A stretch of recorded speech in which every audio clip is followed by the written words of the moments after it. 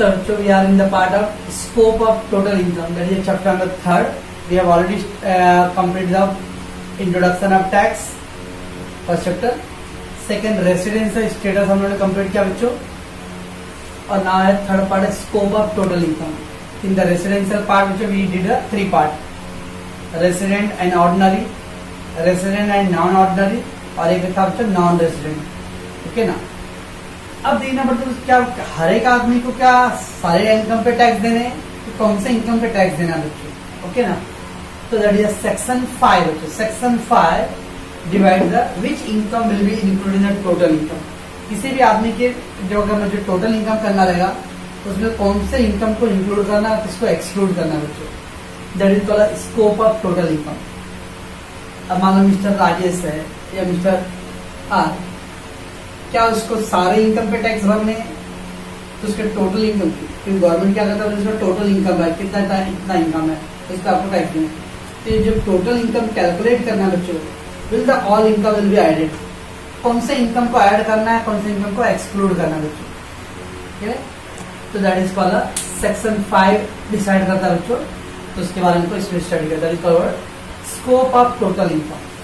बच्चों बहुत इंपॉर्टेंट है. अगेन 8 मार्क का क्वेश्चन बच्चों, 8 और 7 मार्क का. तो 8 मार्क का रेसिडेंशियल है, 7 मार्क का स्कोप ऑफ इनकम. तो 15 मार्क का क्वेश्चन रहेगा बच्चों दोनों. जब तक income divide into 2 part. One is Indian income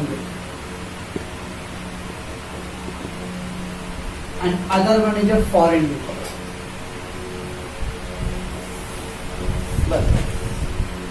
government जब भी अगर इनकम को टोटल इनकम काउंट करना है तो सिंपली इनकम अकाउंट में क्या करता है, वो इनकम क्या भाई इंडियन इनकम है कि फॉरेन इनकम. इंडियन इनकम और the foreign income government will decide. तो लेट्स कम कैसे मालूम पड़ा मुझे कि इंडियन इनकम है कि फॉरेन इनकम. ओके, आपको मैं 2 ही पॉइंट बोल रहा हूं बच्चों. एक, work in India.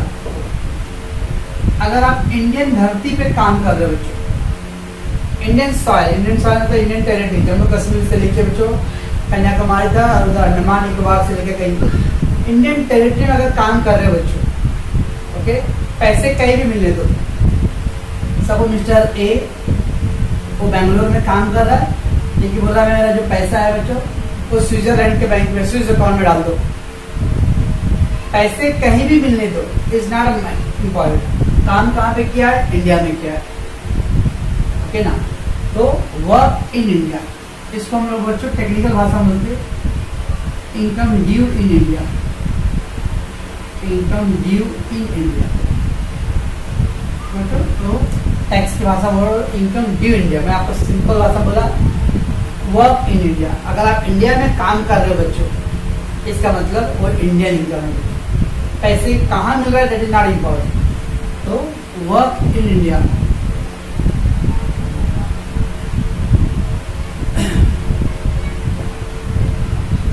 But income receive outside India is not considered. India में काम किया, पैसे आपको इंडिया के बाहर मिला बच्चों, दैट इज नॉट इम्पोर्टेंट. काम इंडिया में किए ना, इम्पोर्टेंट. ओके बच्चों. तो जब भी मैं कमा लूँ, मैंने कमाया कुछ बच्चों, तो बच्चों भाई आप इंडिया में काम कर रहे हो, यस भाई मैं इंडिया में कमा रहा हूँ, हाँ यस. तो मेरे को मेरा वो इनकम क्या है, इंडिया का इनकम. सेकेंड बच्चों, वर्क आउटसाइड इंडिया.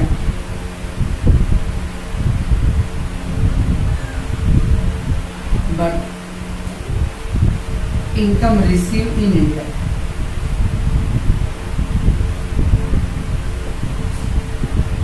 इधर क्या था बच्चों, आप काम इंडिया में किए हो, पैसे कहीं भी मिल रहा हो तो भी इंडियन इनकम. यहाँ पे था वर्क आउटसाइड इंडिया, काम बाहर कर रहा था मैं, ये पैसे इंडिया में मिल रहा है, इनकम रिसीव इन इंडिया, तो इंडियन इनकम. उल्टा जैसे मान लो आईपीएल में फॉरेन प्लेयर लो बच्चों, आईपीएल मालूम ना, हाँ, तो फॉरेन प्लेयर लो इंडिया आके काम खेल रहे, खेल इंडिया में, देखिए मान लो किस गिल बोलेगा मेरे वेस्ट इंडीज के अकाउंट में सैलरी डाल दो, ट्रांसफर कर दो। ओके, तो बैंगलोर रॉयल चैलेंजर्स क्या करे, इसको सैलरी डाल देगा। मैक्सवेल आया रहेगा तो मैक्सवेल को इंडिया का आईपीएल खेल रहा है, लेकिन उसका सैलरी उसका ऑस्ट्रेलिया के अकाउंट में डालेगा। काम इंडिया में की हो, ओके, पैसे आप अपने ऑस्ट्रेलिया के अकाउंट नंबर में लगवा रहे हो, पैसे कहाँ मिले गवर्नमेंट नहीं देखेगा, तो गवर्नमेंट क्या बोलेगा, भाई 2 लाख रुपए आपका सैलरी है ना, 2 लाख रुपए में आपका टैक्स देख के बाकी पैसा आप ट्रांसफर करो। क्यों गवर्नमेंट टैक्स देगा उसके ऊपर, क्योंकि वो इंडियन इनकम है बच्चों। ओके, तो वर्क इन इंडिया, काम इंडिया में कर रहे हो, पैसे कहीं भी मिल रहे हो, एक पॉइंट। दूसरा, काम कहीं भी कर रहे हो लेकिन पैसा इंडिया में मिल रहा है। हमारे बहुत सारे लोग जो दुबई में रह रहे बच्चों, अब लोग काम वहाँ करते हैं कि अपने फैमिली के खर्चा इंडिया में भेजते ना, अब काम बाहर कर रहे हैं लेकिन पैसा तो इंडिया भेज रहे हो, इसलिए वो इंडियन इनकम। बच्चों तो 2 पॉइंट क्या था, काम इंडिया में किए पैसे बाहर मिला। सेकेंड, काम बाहर कर रहे हो लेकिन पैसे इंडिया में मिल रहे। और third, work in India and received in India. काम भी इंडिया में कर रहे हो और पैसे रिसीव इंडिया में हो रहा है बच्चों। जैसे हम लोग, मैं काम नहीं कर रहा, फीस भी मुझे इंडिया में मिलेगा बच्चों। What is the basis of 3 Indian income बच्चों, 3 पॉइंट बनेगा। जब भी कोई इनकम दिया बच्चों 3 क्वेश्चन करने हैं। क्या इनकम काम उसने इंडिया में किया था, यस, तो इंडियन इनकम। उस बोला नहीं भाई काम इंडिया में नहीं किया था, पैसे इंडिया में मिला है, यस, इंडियन इनकम। वो बोले काम में मैं नहीं कर रहा, इंडिया पैसे भी यहाँ मिला, तो ठीक है। तो या तो काम होना चाहिए इंडिया में, तो उसको मैं वर्क इसलिए बोल रहा बच्चों क्योंकि आपको इजी समझेगा। इसका टेक्निकल वर्ड है income due in India. Income due होने का मतलब बच्चों वो जो वर्क हुआ रहेगा वो इंडिया में हुआ रहेगा। ओके, तो 2 पॉइंट है, या तो काम इंडिया में होना चाहिए, या मतलब जो आपको इनकम मिल रहा है उसका वर्क आपने इंडिया में किया रहेगा, या तो काम बाहर करने दो लेकिन पैसे इंडिया में मिला रहेगा। तो 2 में से कोई भी एक केस हुआ रहेगा बच्चों, तो क्या था वो इंडियन इनकम। ठीक है, देखिए कोई बोलेगा बच्चों work outside India and received also outside India.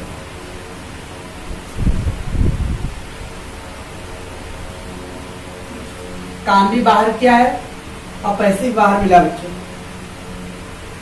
Donald Trump work in Japan, okay, और वर्क इन अमेरिका और receive in Japan.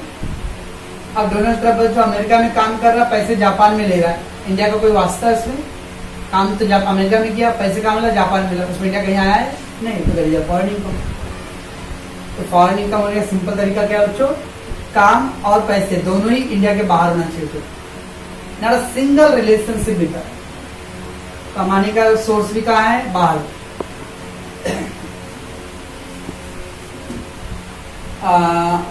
Lionel Messi मालूम है ना, फुटबॉलर, लियोन मेसी। अब वो प्ले कर रहा है बच्चों अर्जेंटीना और यूरोपियन क्लब में जाके खेल रहा है। यूरोप के क्लब में काम कर रहा है बच्चों और पैसे उसको अर्जेंटीना में गया, ट्रांसफर हुआ। ओके, इंडिया का वास्ता है क्या, नहीं, तो फॉरेन इनकम। आपको ध्यान रखना है क्या पैसे मिलने या काम करने, 2 में से कोई एक चीज इंडिया में हुआ है क्या।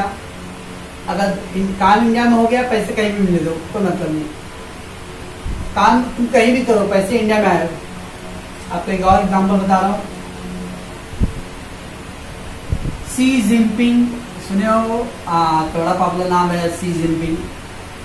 ओके, वो अपने प्लेन से पाकिस्तान जा रहा था, ठीक है बच्चों, और जाते जाते प्लेन से ना इन रीजन की वजह से उसका $500 करोड़ का बैग इंडिया के जम्मू कश्मीर में गिर गया। इंडियन जम्मू कश्मीर में, ऐसे पाकिस्तान में भी जो जम्मू कश्मीर वो कानून तौर पर इंडिया का ही है, जम्मू कश्मीर में गिर गया बच्चों। सी जिनपिंग चाइना का है, वो पाकिस्तान जा रहा था लेकिन पैसे इंडिया में गिर गया बच्चों, इंडियन सॉइल पे, तो रिसीव इंडिया में हुआ तो उस पर टैक्स लगेगा। That's simple. तो काम इंडिया में करने दो या तो पैसे इंडिया में मिलने दो, 2 में से कोई एक काम हो गया तो उसको वर्ड कर लो इंडियन इनकम। काम भी आपने बाहर किया हो, पैसे भी बाहर मिला है, इंडिया का कोई कनेक्शन नहीं, that is called foreign income. बराबर बच्चों। ओके, फॉरेन इनकम एक और कैटेगरी है बच्चों।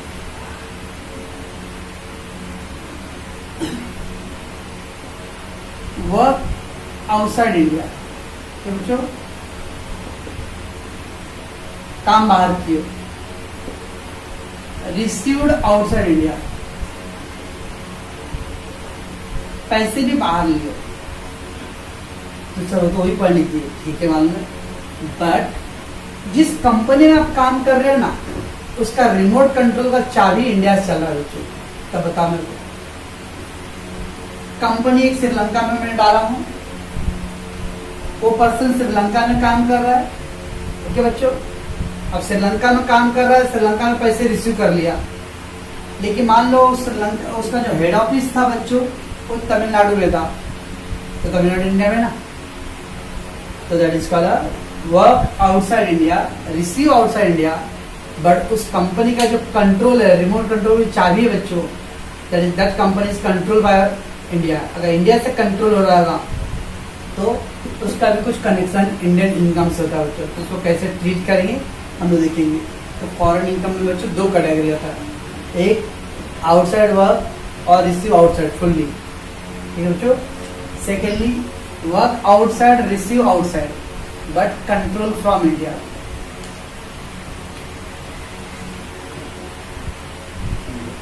और profession setup in India, control from India. और प्रोफेशन सेटअप मतलब उसके ब्रांचेज इंडिया में बच्चों, कैसा किसी भी तरह इंडिया से कनेक्शन आ गया बच्चों, ओके ना। तब देखो एक पूरा कैटेगरी था। अगर इंडियन इनकम है बच्चों तो whether the resident and ordinary, resident but not ordinary and non resident, ये तीनों लोगों को बच्चों टैक्स लगेगा। इंडियन इनकम पे हम लोग 3 कैटेगरी पढ़े थे, रेसिडेंट एंड ऑर्डिनरी है तो भी टैक्स भरेगा, रेसिडेंट बट नॉट ऑर्डिनरी है उसको भी टैक्स भरना पड़ेगा, और जो नॉन रेसिडेंट है उसको भी टैक्स भरना पड़ेगा। कौन से इनकम पे? इंडियन इनकम पे। तो इंडियन इनकम पे all 3 category वाले peoples have to pay the tax. Who are they? Resident and ordinary, resident but not ordinary and non-resident. ये तीनों लोगों के लिए सर ये नॉन रेसिडेंट है, हाँ ठीक है भाई आप नॉन रेसिडेंट हो, लेकिन आपने इनकम इंडिया में कमाया है या काम इंडिया में किया है, इसका आपको टैक्स भरना पड़ेगा उस पैसे पे। और जो फॉरेन इनकम वाले बच्चों को only resident and ordinary resident लोग टैक्स भरेंगे, they will pay the tax. Okay, जो फॉरेन इनकम बच्चों, फॉरेन इनकम किसे बोलते हैं? काम और पैसा दोनों ही इंडिया के बाहर हुआ, खाली हम लोग जो रेसिडेंट है ऑर्डिनरी लोग हैं बच्चों वो लोग टैक्स भरेंगे। एंड जिनका काम बाहर किए, पैसे बाहर करे, जिसका कंट्रोल इंडिया में, रिमोट कंट्रोल चाबी इंडिया से है बच्चों, तो ऐसे में resident and ordinary, resident but not ordinary. बस इतना ही ध्यान देना आपको इस चैप्टर के अंदर, और कुछ नहीं है। तो पहला बच्चों Indian income everybody taxable, everybody 3 category, R and OR मतलब resident and ordinary, resident but not ordinary and non, तीनों को देना पड़ेगा। फॉरेन इनकम वाले में खाली ऑर्डिनरी लोग हैं वो लोगों को टैक्स देना, और जो प्रोफेसर कंट्रोलर इंडिया से होता है पहला 2 लोग resident and ordinary, resident but not ordinary. Non resident को टैक्स नहीं भरना पड़ता बच्चों, तो नॉन रेसिडेंट जो है, नॉन रेसिडेंट उनको नहीं भरना, ठीक है बच्चों। तो अगर मैं पूछूंगा बड़ी इंडियन इनकम बच्चों तो क्या है? 3 रूल। एक, काम इंडिया में आओ पैसे बाहर मिले चलेगा। दूसरा, पैसे इंडिया में मिलाओ काम बाहर क्यों चलेगा। तीसरा, पैसे भी इंडिया में मिलाओ काम भी आपने इंडिया में किया। ये सब इंडियन इनकम। फॉरेन इनकम किसको बोलेंगे बच्चों? काम भी बाहर हुआ है पैसे भी बाहर मिला है, ये फॉरेन इनकम। काम बाहर किए हो, पैसे भी बाहर मिला, लेकिन बच्चों उस कंपनी का किसी तरह का वास्ता इंडिया से है बच्चों, उसको क्या वर्ड बोलते हैं, control from India. Remote control की चाबी मैनेजमेंट पूरा इंडिया में है बच्चों, और उसका प्रोफेशन सेटअप इन इंडिया, उसके ब्रांचेज इंडिया में है। तो इसका तो वो इंडिया से कनेक्टेड हो गया बच्चों। जब इंडिया से कनेक्टेड हो गया तो that is called first two category people will pay the tax. Who are they? Resident ordinary और रेसिडेंट बट नॉट ऑर्डिनरी। ठीक है बच्चों, तो ये था आपका स्कोप ऑफ इनकम। जैसे आपका जो थ्योरी था बच्चों, उसके अंदर भी वैसे ही है, there is a two type of income, first Indian income and then foreign income। बच्चों Indian income means income earned in India, earned in India मतलब due India और work in India बच्चों। ओके, ये जो है work in India, due India इसको बोलते हैं, earned in India। earn मतलब कमाया हुआ इंडिया, कमाया हुआ तभी काम करो तभी ना। और रिसीव इन इंडिया, और अर्न और रिसीव दोनों इंडिया, या तो काम इंडिया में होना चाहिए, या तो पैसे इंडिया मिलना चाहिए, या तो फिर दोनों। ठीक है बच्चों। And foreign income means income earn and receive both outside India, कमाई आपने बाहर किया है, पैसे भी बाहर मिला। ठीक है बच्चों। और फिर उसका अलग अलग कैटेगरी था बच्चों, 3 पार्ट है बच्चों, particulars, resident ordinary but not ordinary and all. देखो बच्चों, इंडियन इनकम, उसमें income receive in India taxable तो 3% बच्चों, ऑल 3 कैटेगरी को टैक्स देना है। Okay, income earn and due in India, तीनों को टैक्स देना है। Income earn and receive in India, तो भी तीनों को टैक्स देना है। इंडियन इनकम में बच्चों तो तीनों को टैक्सेबल है, टैक्सेबल मतलब यू हैव टू पे द टैक्स। ठीक है बच्चे, ऑल 3% को टैक्सेबल है इंडियन इनकम रहेगा तो।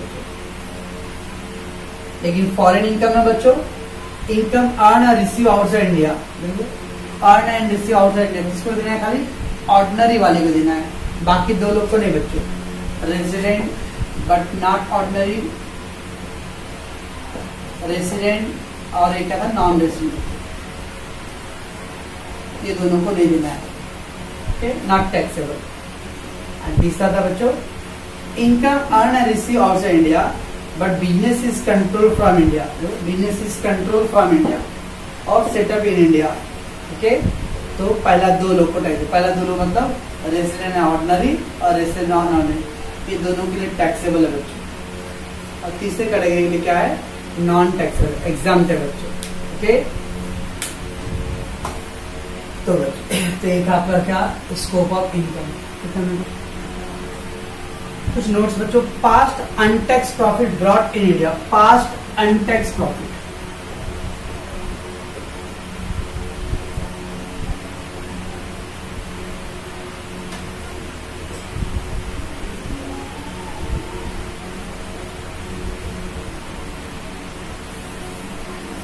अब past untaxed profit brought in India means कोई मिस्टर एक्स है जो अमेरिका में काम करता है, what you mean by past untax मतलब जिस पर टैक्स नहीं लग रहा है। अगर मान लो अपना प्रीवियस ईयर क्या बच्चों 2019-20, अब तो बोले 2015 और 16 का प्रॉफिट और इनकम वो इंडिया में ब्रॉड मतलब ब्रिंग लेके आया बच्चों, इंडिया में लेके आया। ये 15-16 का इनकम है बच्चों, अमेरिका से वो इंडिया में लेके आ गया, तो अमेरिका से इंडिया में लाया। ठीक है बच्चों, तो पैसे इंडिया में तो आ गया, बट वो कौन सी ईयर से रिलेटेड बच्चों? 2015-16 में। अब 2015-16 में बच्चों इस मिस्टर एक्स को पैसे कहाँ पे काम किया था, वर्क किया था? Work in America. ठीक है बच्चों, वर्क इन अमेरिका। पैसे रिसीव भी कहाँ पे किया था 2015-16 में? In America. और जब काम भी उसने 2015 में किया अमेरिका में, पैसे भी उसको 2015-16 में अमेरिका में लिया बच्चों। इसका मतलब 2015-16 में टैक्स उसको देना चाहिए कहाँ पे? अमेरिका में। You have to pay the tax in America। नहीं हो सकता जैसे इंडिया में चोर है टैक्स नहीं देते बच्चों, ऐसा नहीं खाली इंडिया में दुनिया में चोरी है, उधर फिर लोगे तो अमेरिका में भी चोर, तो टैक्स नहीं टैक्स भरा 2015-16 में, और वो पैसे लेके आके 2019 में इंडिया में लेके आ गए। तो उस पैसे पे India is not liable to pay any tax, India tax नहीं लेगा बच्चों।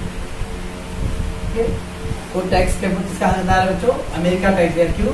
क्योंकि वो अमेरिकन इनकम हुआ, तो अमेरिका में काम हुआ था, पैसे भी पहले का था रिसीव हुआ, एक तो बाद में वो पैसे इंडिया में लेके आ जा रहा है बच्चों। ओके, तो दैट मनी पे इनकम टैक्स जो होगा वो अमेरिका में पे करना है, इंडिया में नहीं। ओके बच्चों, इसको past untaxed profit brought in India, पीछे का ऐसा कोई प्रॉफिट जिस पे टैक्स नहीं भरा रहेगा वो पैसे अभी लेके आ रहे बच्चों।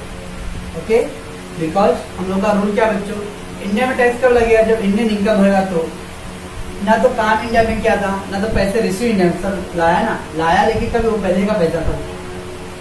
ओके, तो उस पर टैक्स वहाँ की कंट्री को देगा, ना कि गवर्नमेंट ऑफ इंडिया को देगा। ठीक है, जब भी दिया जाएगा past untax profit no tax to anyone, तो हम लोग क्या करेंगे? 3 कैटेगरी बनाते हैं, ordinary, non ordinary and non resident, तीनों में डैश कर दिया no tax, no tax, no tax, no tax. किसको बच्चों? दैट पास अनटैक्स प्रॉफिट वाला पॉइंट। ठीक है बच्चों, और सेकेंड बच्चों आएगा रेमिटेंस। रेमिटेंस मतलब जो पैसे भेजते हैं बच्चों, ओके ना। अब जो दुबई में काम कर रहे हैं या कोई इंडिया के बाहर जो काम कर रहे हैं वो अपने परिवार फैमिली के पैसे यहाँ भेजे बच्चों। ओके, दैट इज बच्चों रेमिटेंस। जब रेमिटेंस बच्चों बढ़ाएगा, रेमिटेंस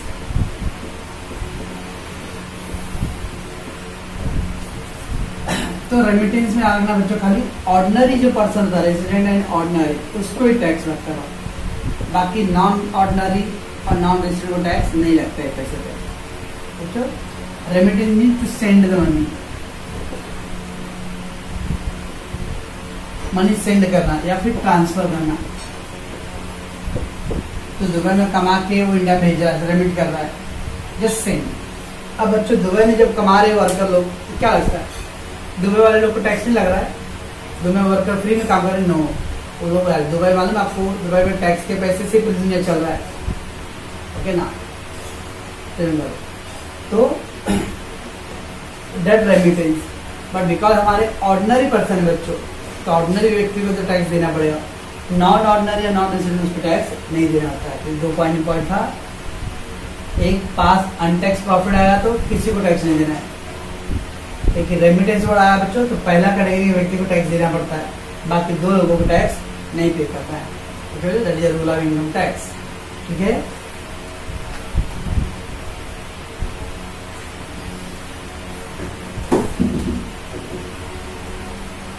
अब बच्चों हम लोग तो पढ़ रहे स्कोप ऑफ इनकम बच्चों, कौन से इनकम इंक्लूड होगी, ओके ना। बट गवर्नमेंट की कैटेगरी है बच्चों, बहुत सारा लिस्ट दिया है कि कुछ ऐसे इनकम है बच्चों जिसमें कोई टैक्स नहीं लगता बच्चों, टैक्स माफ है। एग्जम्प्टेड इनकम, एग्जम्प्ट मतलब माफ, टैक्स माफ बच्चों, exempt means no tax on such income.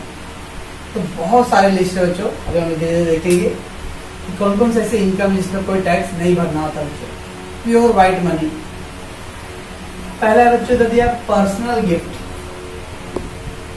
Personal gift पे कोई टैक्स नहीं भरना है, पर ध्यान रखना है क्लोज रिलेटिव बच्चों। हाँ, इसको बहुत मिसयूज किया गया है, क्योंकि गवर्नमेंट ने इसको कैटेगराइज कर रखा है क्लोज रिलेटिव बच्चों। तो मैं आपको बताऊं just say example, mister x and Mrs x. So X are wife, parents, grandparents, children and grandchildren.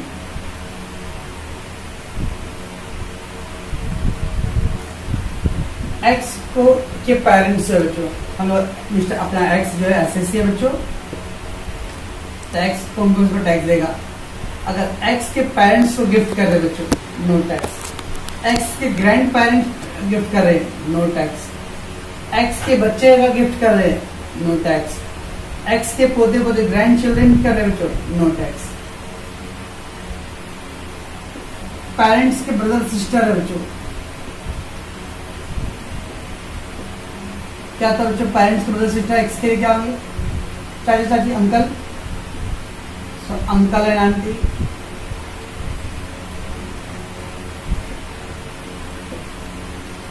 ये सब क्लोज रिलेटिव में आते बच्चों।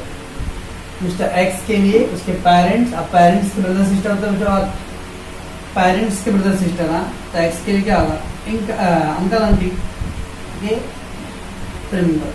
Children and grand children. वैसे ही बच्चों एक्स के parents,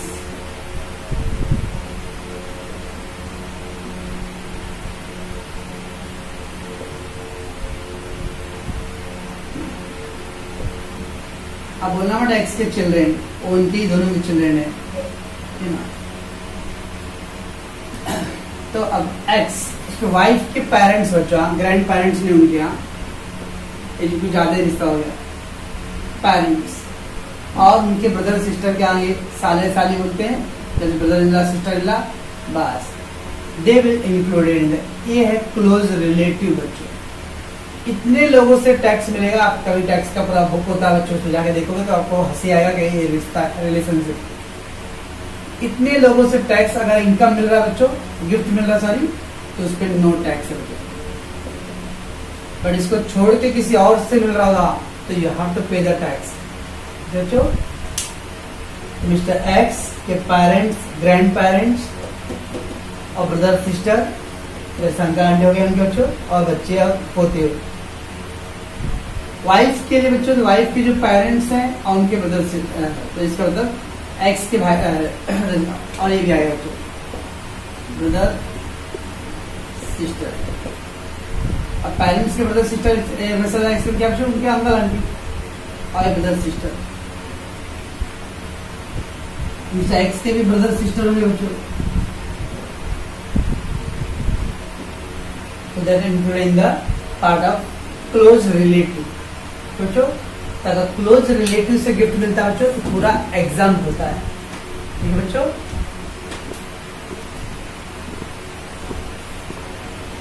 non close relative, non close relative बच्चों, अगर नॉन क्लोज रिलेटिव से मिला तो क्या होगा बच्चों, क्लोज रिलेटिव से तो एग्जाम थे, लेकिन नॉन क्लोज रिलेटिव से मिलता है ना बच्चों, तो उसको ध्यान रखना है।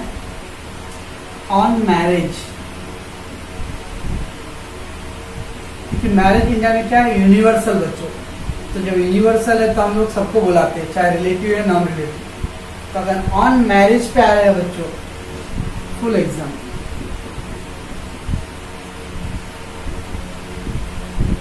अदर ओकेजन पे आ रहेगा, अदर ओकेजन up to 50,000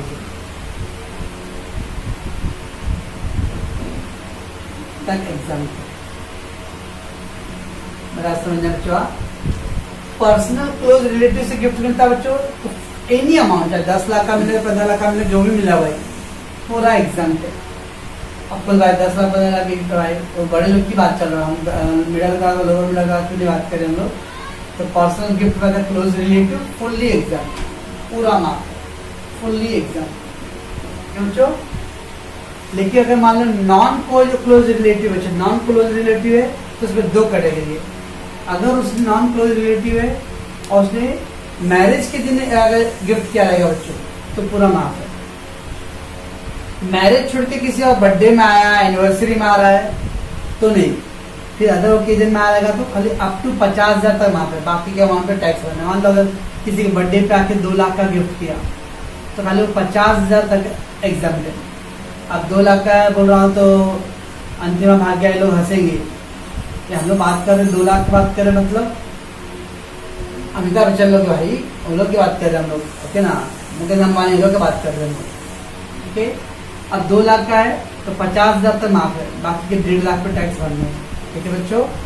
तो जो नॉन क्लोज रिलेटिव होगा उसमें 2 कैटेगरी करने का, अगर मैरिज के टाइम में है तो पूरा एग्जाम, बाकी किसी और ओकेजन में गिफ्ट कर रहा है तो खाली 50,000 तक एग्जाम रहेगा, बाकी पे टैक्स लगेगा, ठीक है बच्चों।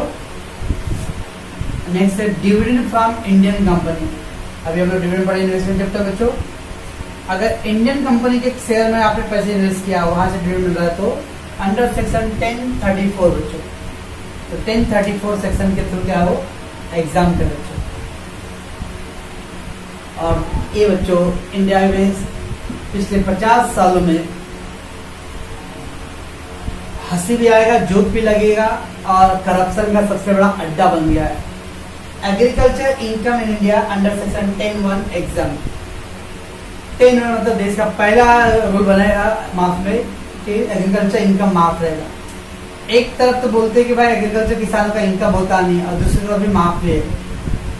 ओके, वो इसलिए होता है बच्चों, एक तो जिसका जो गरीब विचार है उनका तो जमीन ही नहीं है, इनकम ही नहीं है, और जो अमीर लोग चोर लोग से जो 10 बीघा 100 एकड़ जमीन है वो लोग कमाते मस्त में खेतों से, और बाद में गवर्नमेंट को बताते भाई एग्रीकल्चर इनकम है इसलिए माफ।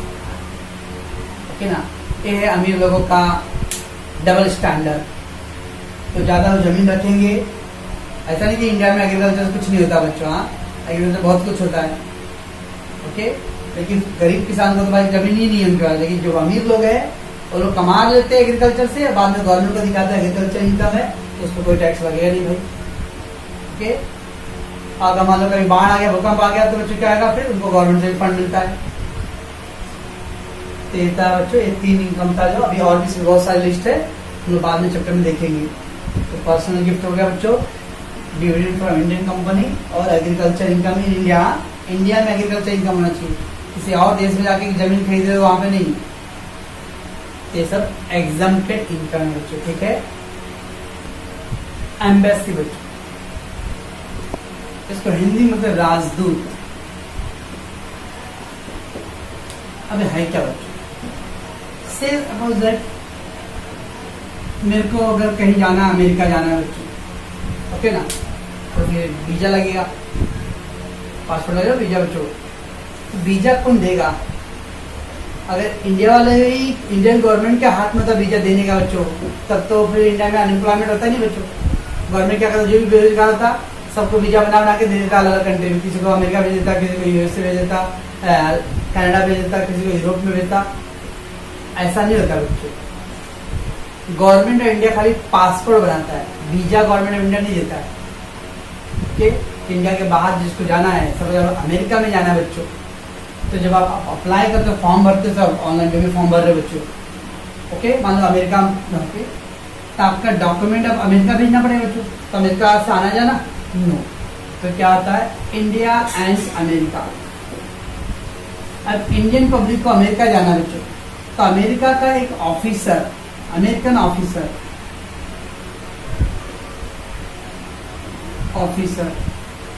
वो इंडिया में काम कर रहा है, अमेरिकन ऑफिसर इंडिया में बच्चों। तो हमारा जो डॉक्यूमेंट मिस्टर अनिल का है, मान लो अनिल का जो डॉक्यूमेंट है बच्चों, वो ऑफिसर के ऑफिस में जाएगा, अमेरिकन ऑफिसर के जो इंडिया में काम कर रहा है, अमेरिकन ऑफिसर बच्चों, तो वर्किंग इन इंडिया वो ऑफिसर, और वो देखेगा कि अनिल के बारे में उसका पूरा बैकग्राउंड, जो बोलते हैं ना एनओसी बनाते हैं, पुलिस आपके वेरिफिकेशन करता है, तो वो यही है। वो जो वेरिफिकेशन होने के बाद आपको पुलिस का जो रिपोर्ट कार्ड होता है बच्चों, तो रिपोर्ट कार्ड इस एम्बेसी पास जाएगा, और वो देखेगा कि अनिल का कोई मतलब क्रिमिनल हिस्ट्री कुछ नहीं है, ओके ना, एंड देन अनिल को वीजा क्लियरेंस होगा बच्चों। ओके, ऐसा होता है पूरा प्रोसीजर। तो ये अमेरिकन ऑफिसर है जो इंडिया में काम कर रहा है, इसको कौन अपॉइंट किया है, अमेरिकन गवर्नमेंट ने। तो सैलरी कौन देगा, अमेरिका का गवर्नमेंट। वैसे ही बच्चों मान लो अमेरिकन पर्सन को है मिस्टर रॉबर्ट, अब मिस्टर रॉबर्ट को मान लो अगर इंडिया में आना है बच्चों अमेरिका से, तो हमारा एक ऑफिसर बच्चों, Indian officer working in America, हमारा एक ऑफिसर अमेरिका में भी है बच्चों। वो क्या करेगा, अभी अमेरिका जब रॉबर्ट अप्लाई करेगा तो उसका जो डॉक्यूमेंट है एनओसी सब, वो हमारा जो ऑफिसर वहां पे काम कर रहा है वो चेक करेगा। अगर रॉबर्ट के बारे में सब कुछ क्लियर है एकदम, तो फिर इंडियन गवर्नमेंट क्या करता है, उसको वीजा इश्यू करता है, ऐसा होता है।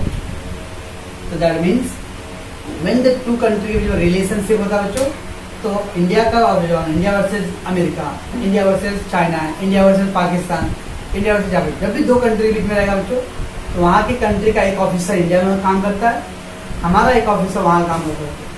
ओके, और दो कंट्री के बीच में जो रिलेशन है, डिप्लोमेटिक रिलेशन बच्चों, उनके बीच में जो रिश्ते हैं बच्चों, इंडियन दो कंट्री के बीच का, उनकी जो भी इश्यूज होते हैं वो लोग ऑफिसर सॉल्व आउट करते हैं। तो अमेरिका में जो काम कर रहा है उसको अपॉइंट कौन किया है? गवर्नमेंट ऑफ इंडिया ने। उसको सैलरी कौन देगा? Government of India.